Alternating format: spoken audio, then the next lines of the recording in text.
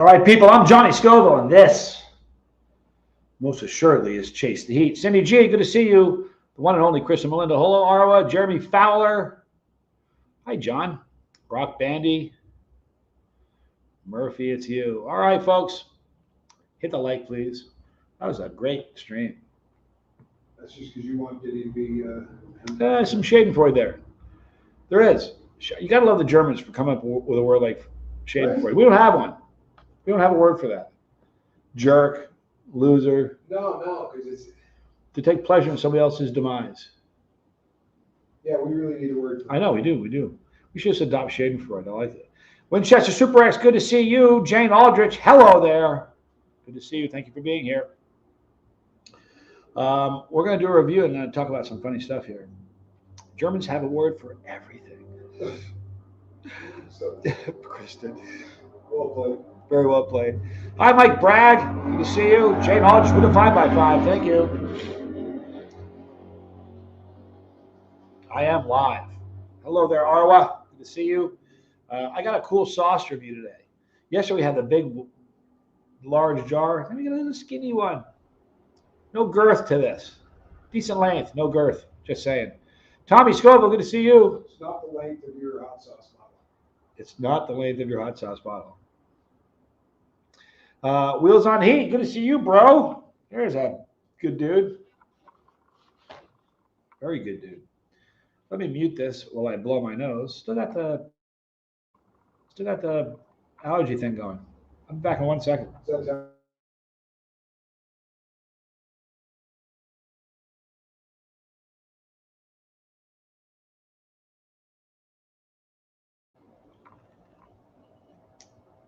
18 months. Thank you, Arwa. It's worth pinning. It's kind of what it sounded like, just in case they were wondering. Thank you, Arwa. I'm not wearing a watch. Kind of odd. Anyway, let me tell you a little bit about this sauce. Where did I go? Oh, here it is. Dinner at work, watching some Scoville. Appreciate you doing that. This is from Gustadina. It's from Quito, Ecuador. Indio Bravo. You couldn't even use a label like that in North America. You know that? You'd offend somebody. It's one of the oldest cities in this hemisphere. Sure is. How old is it? I don't know. I will find out for you. Please do. So let me give you the ingredients on this. I'm really into Ecuadorian hot sauce companies. Big time.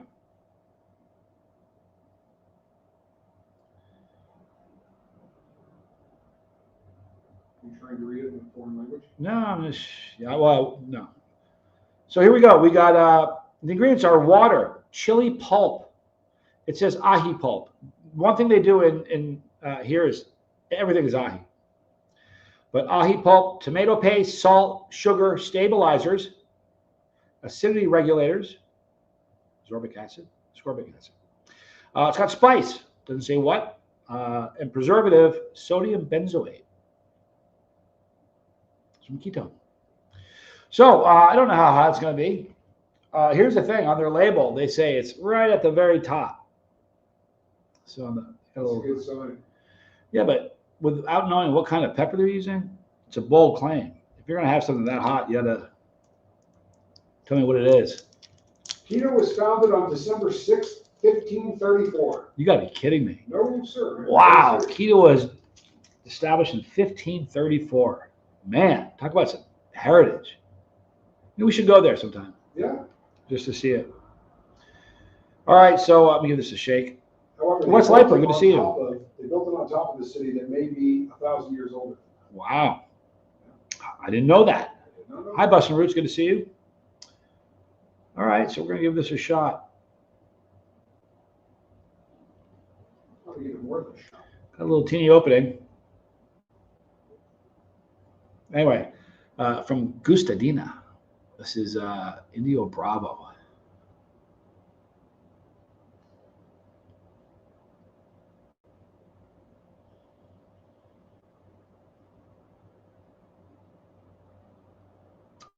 They got to get better with their labels. This, they say, is crazy hot. Let's go. Taste that. You get pepper. You get a little pepper flavor. The tomato is the vehicle. The tomato paste is a vehicle that keeps it going, kind of pulls it all together. It's not that hot. No. It's not as hot as the stuff we get at Bella's. But the flavor's pretty good. Stank on it. A little bit. What did it get to you? Maybe a 1 or 2. 2 for you. Is it really? Yeah. Tommy's got building his tolerance here. And there's a rumor. Look, man. Listen, I didn't even say it. Rumors have not been good to you. But he says he may eat some Super Hots with me. There is Gustadina. Thank you so much, Chris and Melinda. The flavor isn't bad, though. Tomato is the main flavor, the tomato paste. Yeah, it's got some meat, though. It's back in 30. What do you think it'd be good on? Breakfast burritos? Yeah, wouldn't be bad. He made a breakfast burrito this morning that you wouldn't believe. Here's my problem. It takes you so long to make them. Yes, that's the. I'm kidding. He makes his breakfast burritos in like 3 minutes. Pretty quick. And they're really, really good. Hi, Barbara Wade. Good to see you. I have a little bit more of this because I can.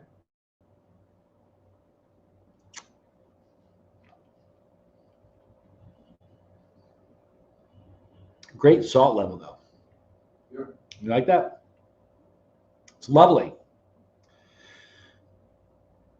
You know how much this thing costs? Now, granted, it's a narrow bottle. Doesn't have any girth. It's not that long. Oh, it's kind of long. Not really. Anyhow, this was like 90 cents or 80 cents. Super cheap. So we're going to talk. We're going to talk about some funny stuff here. You might find it funny. I did reading it. We have expressions that we say like par for the course, for example, right? 97 cents. You ever wonder where those expressions come from? Do you?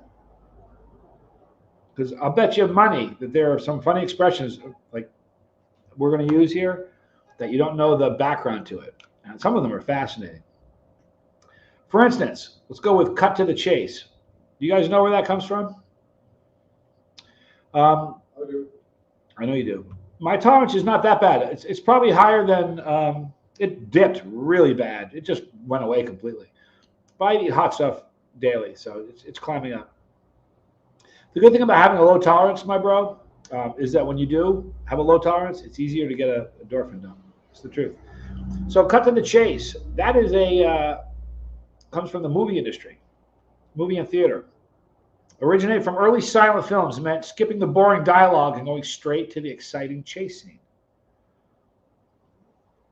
Does everybody know that? Is that new to anybody? How about a loose cannon? We've all heard that, right? Someone's a loose cannon. It originates from ships where unsecured cannon could roll around and cause massive damage. Saved by the Bell. We've all heard that, right?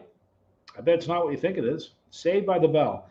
It's often thought boxing related, but it's not. It's the 19th century safety coffins. Listen to this. In the 19th century, they had coffins equipped for bells for people who were mistakenly buried alive. I'm not even joking you. So you'd be in there, you'd wake up and go, holy crap, I'm in a coffin. So you'd ring the bell, they come get you. Saved, isn't it though? Saved by the Bell. Isn't that fascinating? How about rule of thumb? You guys ever hear that one? Oh, I know that. That'll make you popular. Why don't you read that one out there, John? No, here, it's not what you think it is.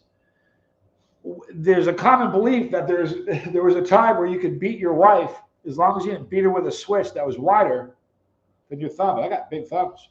Well, fine. Pretty gnarly switch. Hi, Renee B. Hi, Pepperhead. So what is it really? Right? So you got this one wrong. Let me tell you what it really is. I don't think I believe you. I wouldn't lie to you. Why do I lie to you? The rule of thumb comes from craftsmen using the width of their thumb as rough measurements before standardized tools existed. They wouldn't say it if it wasn't true. Throwing in the towel. It's a boxing term for surrender. Trainers literally tossed a towel into the ring to signal their fighter was quitting. Now, most of us know that. If you've watched any boxing, I've seen. Yeah, I have too. Most of us. Just in Rocky. Oh yeah, I've seen it. I've seen it in MMA a few times too. When the trainer's thinking, my guy's getting the brakes beat off him. I can't let this go on. Out of left field. We all know that one. Out of left field. From baseball, unexpected plays or throws from left field caught players off guard, but now it means something surprising or random. This is a great one. Mind your P's and Q's. You guys hear that one? Mind your P's and Q's? Yeah. This is a good one. Old pub slang. Bartenders told patrons to mind their pints and quarts, behave and keep track of what they owed. Yep. Pay it up. Yep. Like Alfredo. Tommy and I, we used to go to this place frequently called Alfredo's. It was a seafood Mexican joint off of 1520.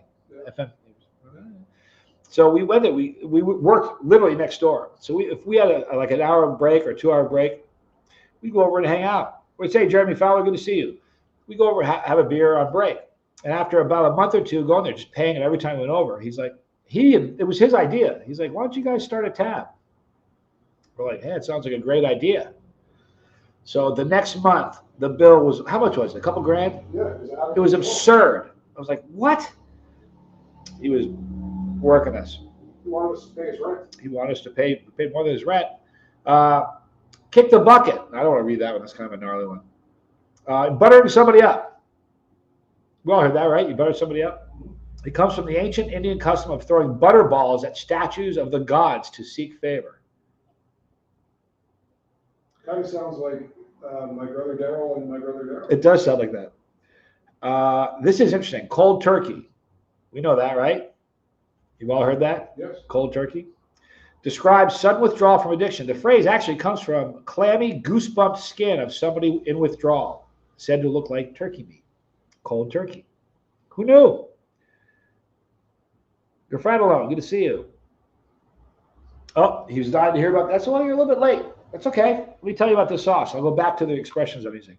It's Gustadina, India Brava. There's nothing really tremendous in it as far as ingredients. Yeah, I'm going to mute this and blow my nose. Give me just a second.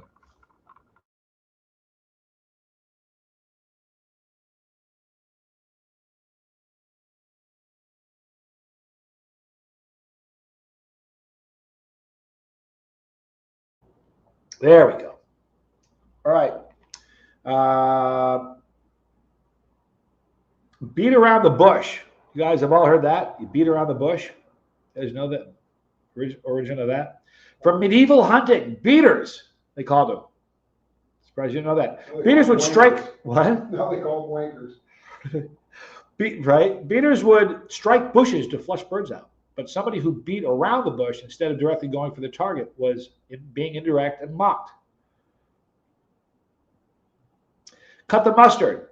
We've all heard that one, right? Yeah. You're not going to hear anything that you haven't heard or said. Cut the mustard. Likely a 19th century American slang, mustard meant something excellent or spicy. So to cut the mustard was to live up to expectations or to meet a challenge. I've never tossed butter. Yeah. No. Let me think. Oh, I've thrown some butter. Have you tossed some butter? I have tossed some butter. You have skeletons in your closet? Jeremy Fowler's got some skeletons in his closet. Let's change the subject. Yeah. Listen to this. From 19th century medical schools that obtained bodies illegally for anatomy study, professors literally hid skeletons in their closet. By the way, the sauce is I review it for you. It's lovely. It's not that hot. Tomato is the base for it. It does leave a little sting on the lips for a period of time. It's so good. When it hits your lips, so good. Throw that to me. You want some more? I'll take another pull. How about passing with flying colors? It's a naval origin, where a ship returned from battle victorious, it would sail into port with its flags flying to show success. Yeah, it's got some heat. You know what? I went to a high school. Remember Jack in his science class? Remember what the name was? No. Oswald, bro. Oh, wow. How about, you know that they ended yeah, I sure do. Yeah. I had a teacher in high school named Jack. He was my tennis coach. Mad Jack. Mad Jack. Jack's home for dinner. He had a skeleton in his closet. In the room, and it was a real one. And they didn't hide it. They're like, yeah, it's a real skeleton. His name was Oswald. Still have. After I left, what was the story? They did DNA testing on it, and it was a Native American. They ended up doing. I think it was a soldier. I think it was an old old soldier, but they did DNA. They did DNA on it, found the family, and gave it a proper burial. Yeah. Isn't that crazy? Absolutely crazy. True story, though. Read the Riot Act? No, read you the Riot Act. 1714 British law required authorities to literally read it out loud, the Riot Act, to crowds before arresting, dispersing, and beating them. It's hilarious to me. No tasers, no pepper spray. No pepper spray, no Trenches. tasers. Yep. Whack with trenches. Bite the dust. Right? We all heard that? Down the street. Way down. Ain't no sound but the sound of his feet. Here we go. Biting the dust comes from Homer's Iliad. This describing a warrior falling face first in the battle. Now it means to fail or to die. Or a wicked good song by Queen. A very good song by The Game Queen. album. How about Burning? It's a great album. Burning the Midnight Oil. You've all heard that. It's from time before electric lights. Students and scholars worked by oil lamps late into the evening.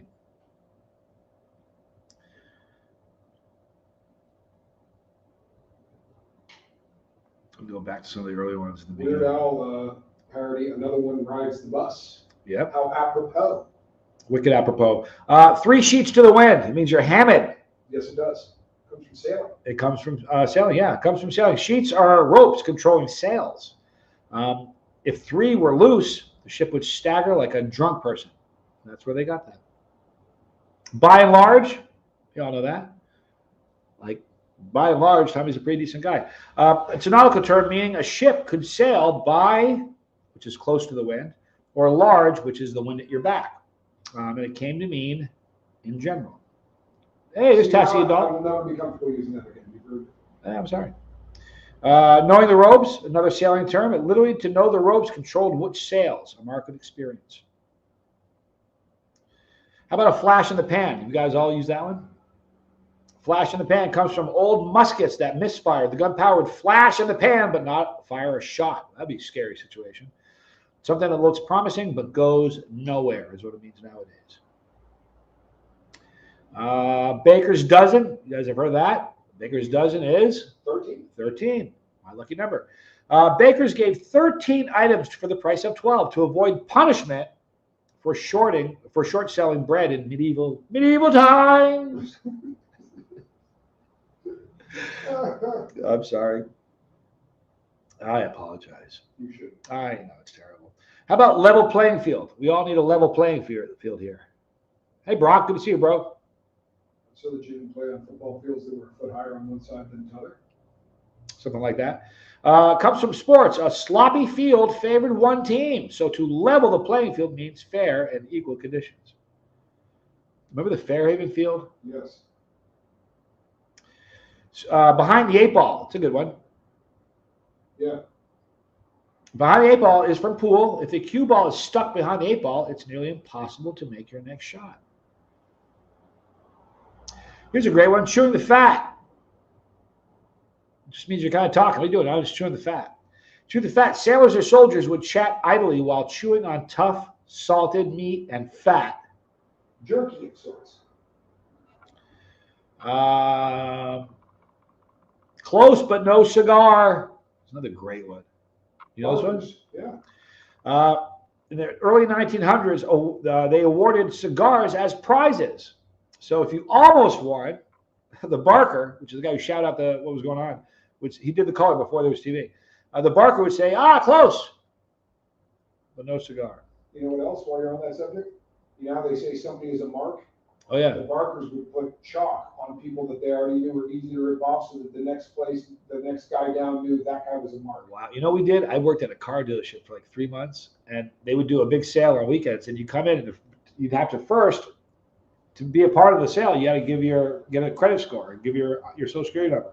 So they'd give these people a credit score, and I was a salesman there. And the credit score, if it was black, you didn't want to go talk to them because their credit sucked. They had helium balloons, and the kids would walk around with the balloons. Their parents would go by, I want a balloon. That's how it happened. Free hot dogs. Red was medium level credit. And if you had blue, those are the ones you talked to first because that was good credit. True story. The whole 9 yards. This is a good one. The whole 9 yards. A lot of people think it's a football term. It's not. It's from World War II fighter pilots with machine gun belts. They would have 9 yards of ammo. Pulling out all the stops. You know this one, Scoville? Yes. It's from organ playing. That's it. Wow. Removing all the stops. They control valves and airflow. So if you remove them all, it would make the instrument play with more volume. Who knew that? David Bulley, good to see you, dude. Riding shotgun. You all know that one. This is a pretty common one. Most people know that one. Riding shotgun. Every kid does. I got shotgun. It's from American Wild West. A person sitting beside the stagecoach carrier carried a shotgun to prevent getting robbed and such. Thank God I didn't live back then. Just saying. Facing the music. Is that a firing squad reference? If not, it should be. Possibly theatrical, more likely military. Soldiers facing band during punishment. Either way, confrontation, consequences. This is a great one. Touch base. James Barber, Baber, good to see you. Touching base means I'm talking to somebody. Baseball term for checking it with a base to stay safe. Adopted in business language for reconnecting or giving an update. Excuse me. Some of these are really great.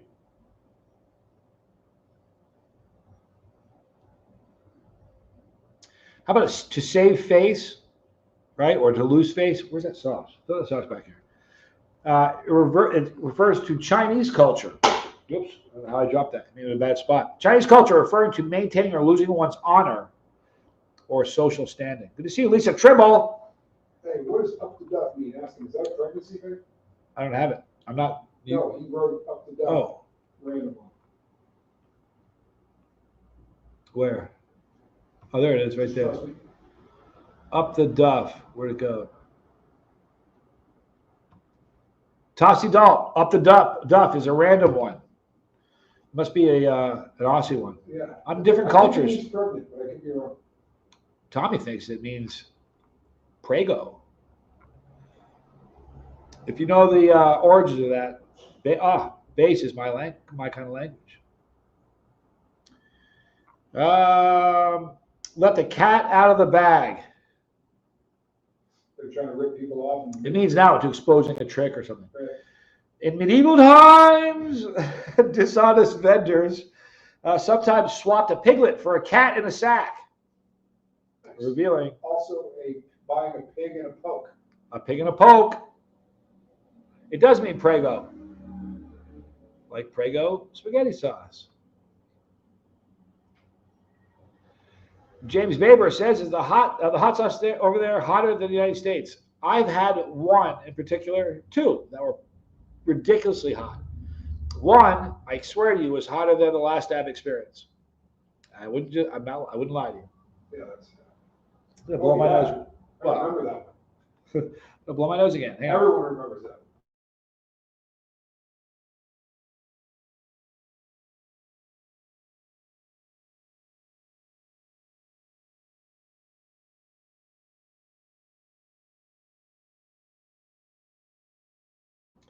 Got a few more we're gonna read.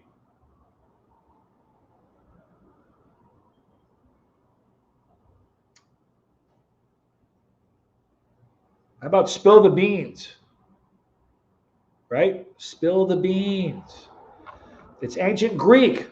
They used to vote using beans as ballots, and accidentally knocking over the counter revealed the results early. Hence, Well, I'll be darned. yep. Grabbing the brass ring is a good one. That was on the old merry-go-rounds. If you got the brass ring, you got a free run. That's a good one. Let's see here. The writing is on the wall. That's biblical. You bet it is. You know what book it comes from? Off the top of my dome. Daniel. It's from the Bible, the book of Daniel. Mysterious writings foretold the fall of Babylon's king. Now means clear warning of impending doom. Dizzy Dragon, good to see you, dude. Gustadina. God bless you. Thank you. It's not that hot. Tastes good. got some heat. Stop saying that. That's got a little sting. Pulling someone's leg. We know it now to mean you're playing with somebody. Originally referred to thieves of 18th century London tripping victims by the leg to rob them. Later softened to mean joking or teasing. How about burning the candle at both ends? Seems rather obvious.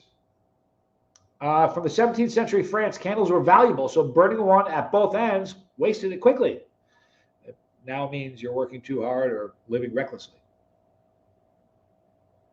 You couldn't do the whole bottle with that top. It would take you 5 minutes. No, it comes out pretty quick. I promise I could drink that fast. Save it for breakfast. Don't challenge me.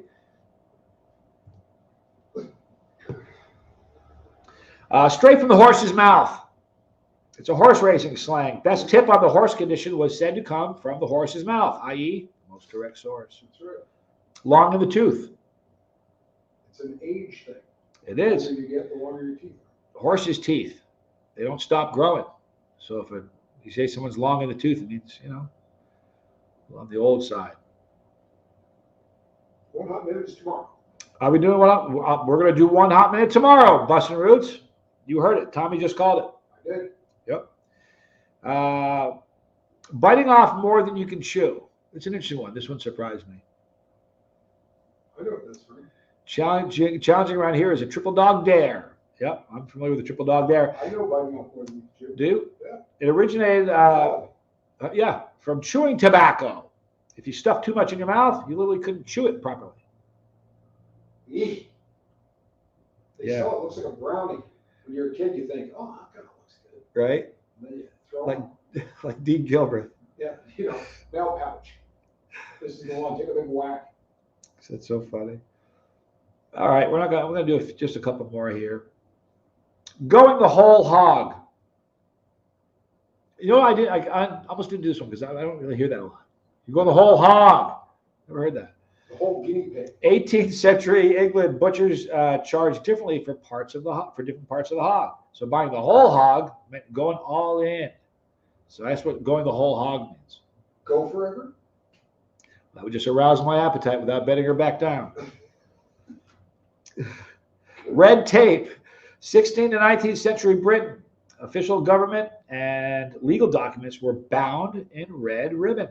The phrase came to mean excessive bureaucracy or paperwork. Maverick, good to see you. Hey, that guinea pig, you can mock us all you want. That guinea pig was delicious.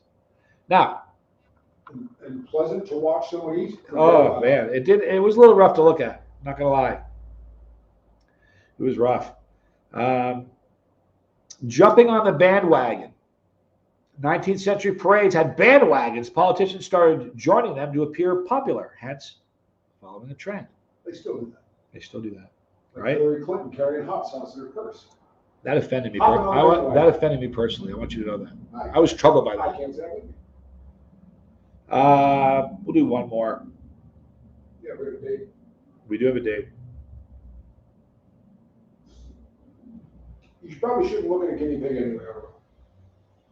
Yeah.